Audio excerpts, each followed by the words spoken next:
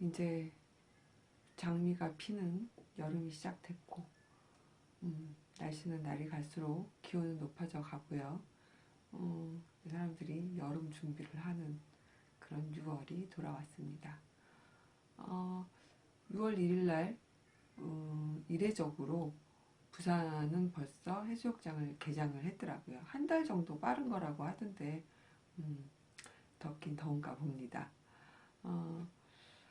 요즘에 그 엄마들, 그러니까 학부모님들, 제가 가르치는 아이들의 그 학부모님들하고 이렇게 얘기를 많이 나누다 보면 어머님들이 그런 얘기를 많이 하세요.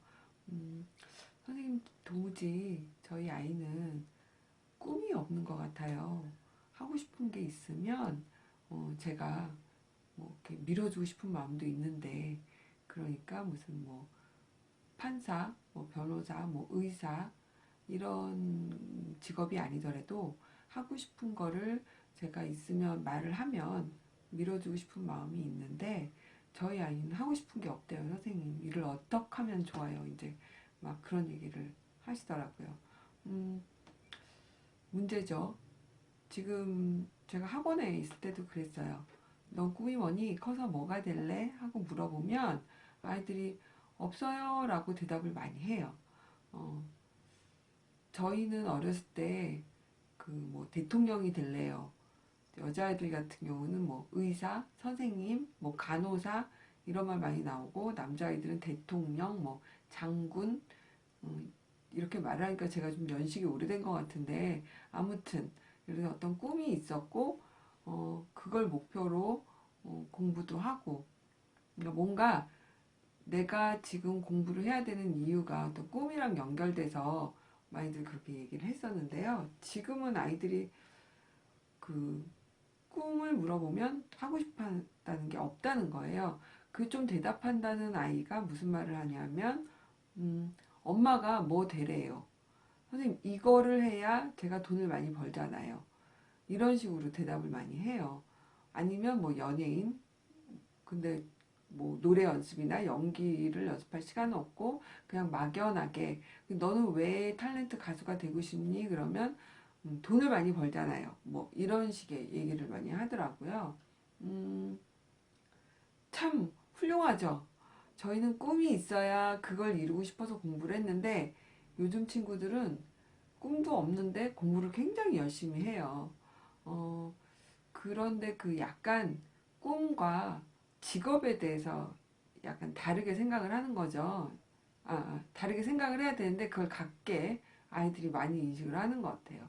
꿈은 내가 이루고 싶고 내가 그걸 이뤘을 때 행복하고 뭐 이런 건데, 그걸 이제 직업이랑, 그거는 물론 저희 기성세대들 또는 지금 학부모님들이 아마 그렇게 많이 해서 말씀을 하셔서 그런 것 같아요. 예를 들어 제가 가르치던 학생 중에 그때 중3인가 그랬는데 꿈이 사진작가였어요.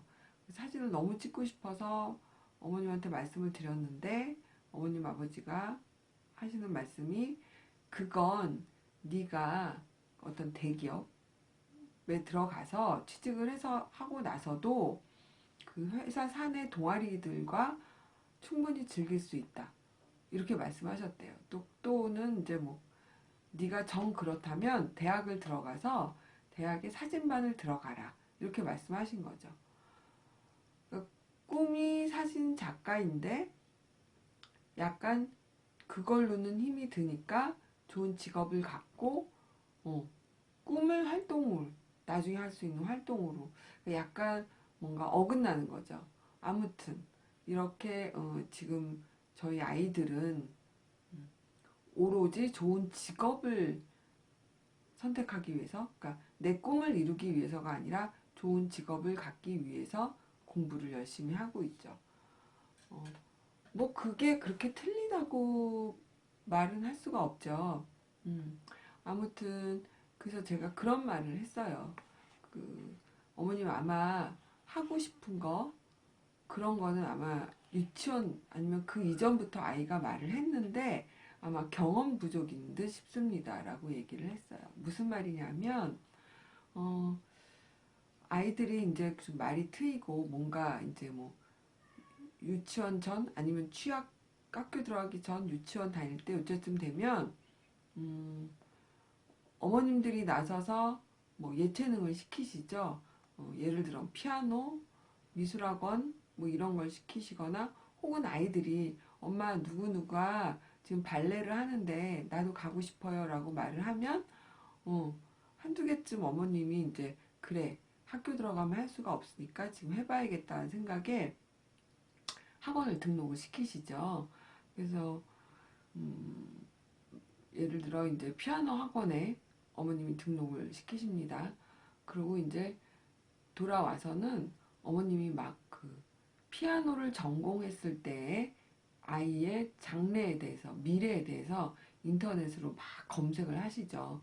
그리고 또 뭐 아는 지인이 음대에 들어간 딸이나 뭐 누가 있으면 그거에 대해서 막 알아보십니다. 그러면 이제 계획이 쭉 쓰세요. 뭐 중고등학교 때는 뭐 예중 예고를 가야 하나, 뭐 대학을 진학하기 위해서는 어떤 유명한 교수님의 뭐 가회를 받아야 되나, 그럼 유학은 꼭 가야 되나, 갔다 와서 콘서트는 어떻게 해야 되지? 그러면은 뭐 학원을 하나 차려야 되나, 뭐 여러 가지 피아노와 관련된 여러 가지 이제 그거를 막 검색을 하십니다. 며칠 동안. 그런데 아이가 어, 피아노를 이게 맞아서 쭉 잘 어머님이 계획한 대로 가면 좋은데 보통은 뭐 친구가 좋아서 갔다던가 아니면 엄마가 가보라 해서 갔다던가 맨 처음에 너무 신기하고 재밌고 띵똥띵똥 소리가 나고 이래서 음, 잘 다니다가 한 달을 못 버티는 경우도 많아요. 대부분이 뭐 한 3개월, 6개월이면 아이가 실증이 나기 시작합니다. 그 심한 경우, 심하진 않죠. 보통 이제 한 달도 못 버티고 나면 슬슬슬 가기 싫다는 자꾸 학원을 빠지고 게으름을 피우고 예를 들어 50분의 레슨 시간인데 뭐 한 30분만 하고 온다든지 이렇게 자꾸 하기 싫어지는 그런 메시지를 보내게 되죠. 뭐 그러다가 이제 점점 하기 싫고 가기 싫고 그러면 그만두고 그럼 또 이제 미술학원을 가게 되죠. 미술학원을 보내게 되면 그때도 똑같은 이제 얘는 음악이 아니고 그림 쪽인가 봐. 그러면서 그래 학교 들어가면 그림에 대한 그런 뭐 활동, 과제 이것도 굉장히 잘해야 되니까 배워서 나쁠 거 없어 라고는 생각하시지만 그 장르에 대해서 피아노와 똑같은 또 그림을 그려보시는 거죠. 발레도 마찬가지고. 근데 여러분 아이들은 그 정말 그게 천재적으로 그 자기가 하고 싶은 거에 딱 적성이 맞는 거 아닌 이상은 금방금방 실증을 내요. 어, 어떤 경우에는 하루 이틀에 그런 경우도 있고요. 음, 그냥 친구 따라서 미술학원을 갔는데 선생님이 그 친구만 유난히 칭찬을 해줬다 이러면 그게 기분 나쁘고 너무너무 서러워서 다니기 싫을 수도 있어요. 그러니까 핑계가 여러 가지죠. 다니기 싫은 그런 핑계가. 그러니까 엄마가 너 왜 뭐 다니기 싫어? 그러면 뭐 선생님이 내 친구 편만 들어줘 라든가 내가 훨씬 잘 그렸는데 내 친구 그림을 걸어줬어. 또는 누가 못 살게 굴어.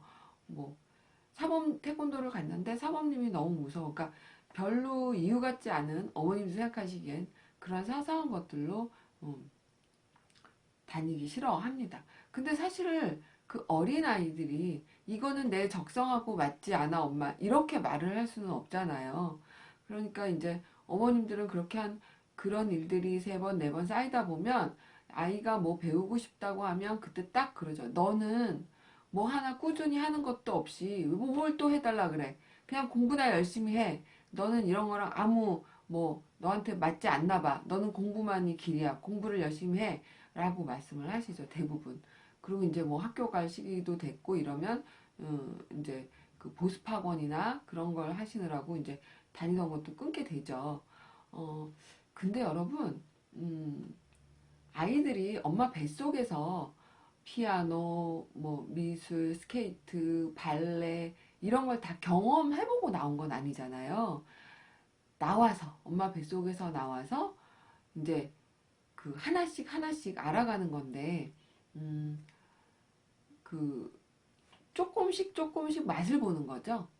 여러 가지를 많이 경험해 봐야 돼요.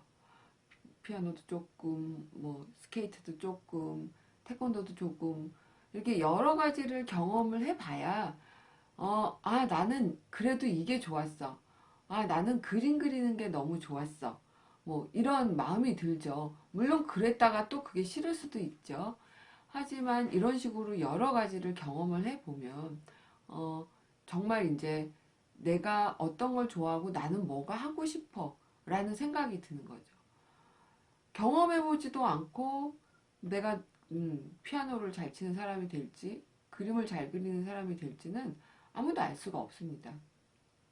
그리고 내가 경험을 해봐야 나는 정말 그림을 그리고 싶구나 이런 생각이 들고 화가가 될 거야. 이런 마음을 먹게 되는 거겠죠.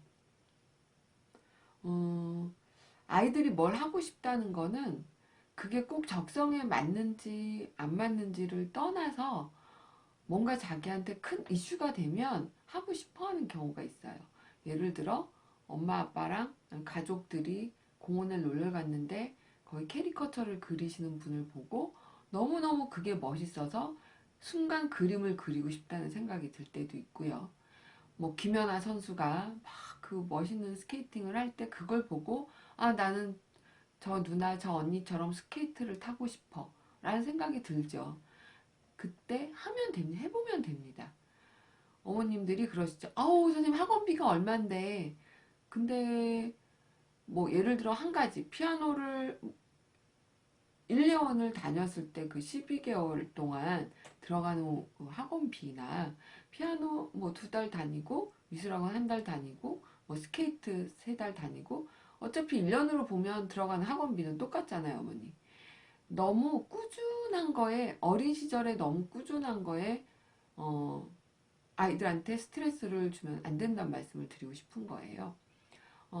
하나를 오래 하는 것도 좋지만 물론 그게 적성에 맞고 내가 하고 싶고 얘의 어떤 천재성이나 숨겨진 능력에 딱 맞아떨어서 그걸 쭉 하면 정말 좋겠죠.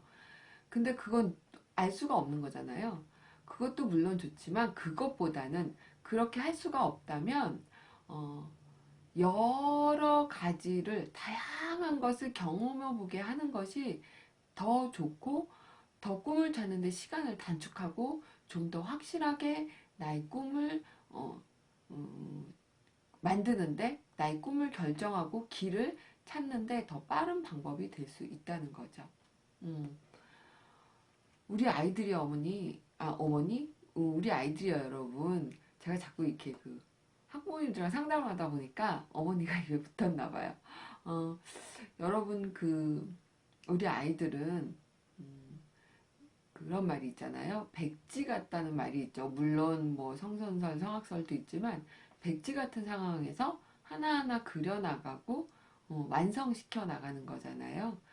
그럴 때 얼마나 다양한 많은 그림을 그려보고 그러니까 그 도화지에 많은 경험을 채워 넣느냐에 따라서 이 아이가 얼마나 행복하고 즐거운 꿈을 가질 수 있느냐 그것이 결정되는 것 같아요.